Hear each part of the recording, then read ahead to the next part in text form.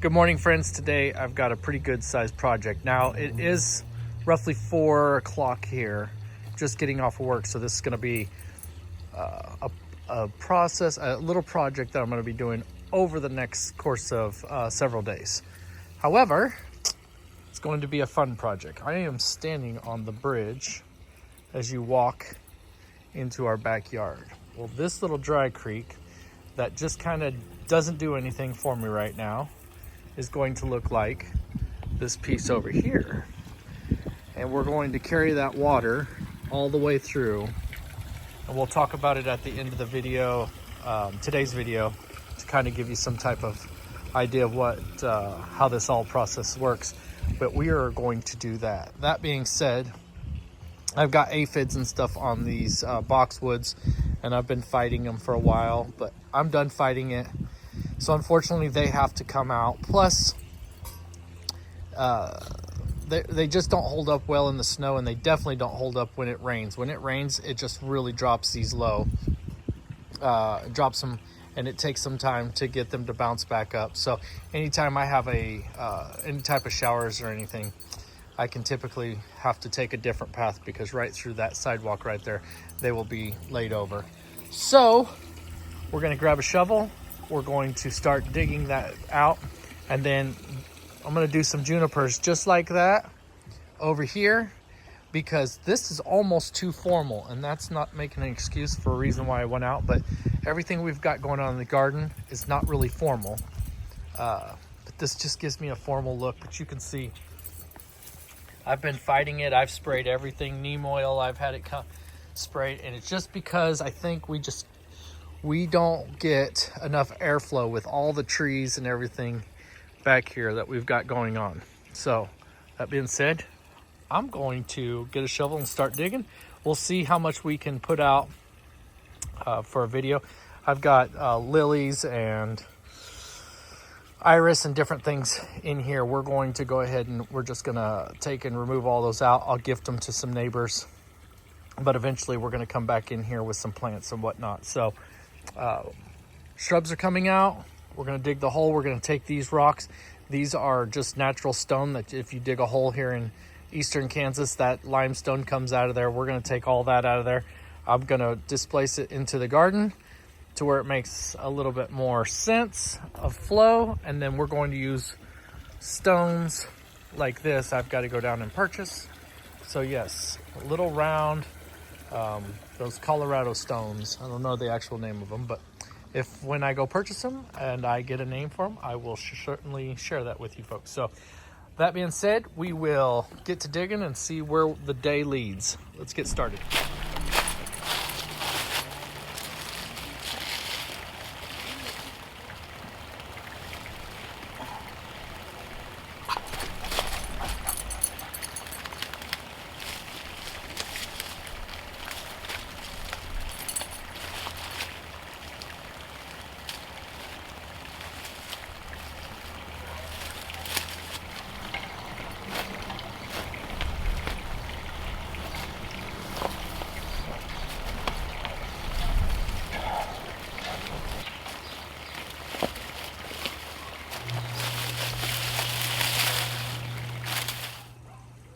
Okay, not bad. Not bad at all. That took maybe 45 minutes, and I wasn't even pushing it.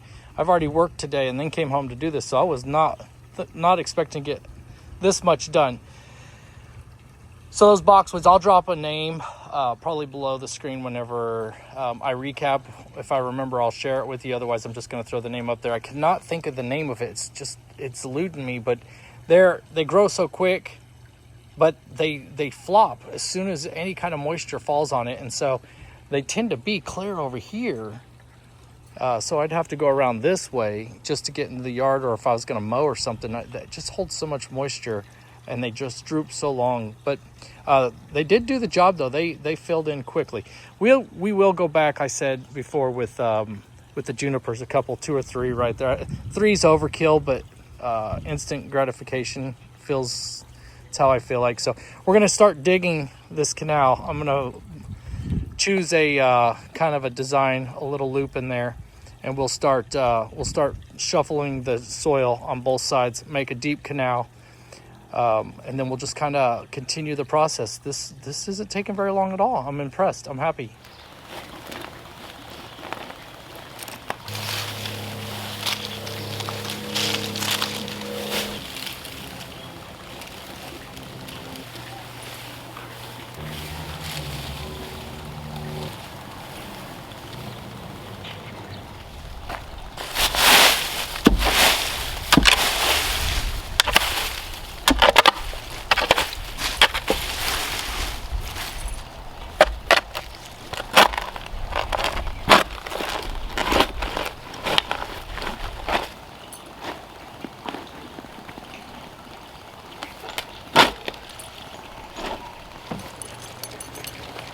Oh, it's not bad. No, I mean, it's just long.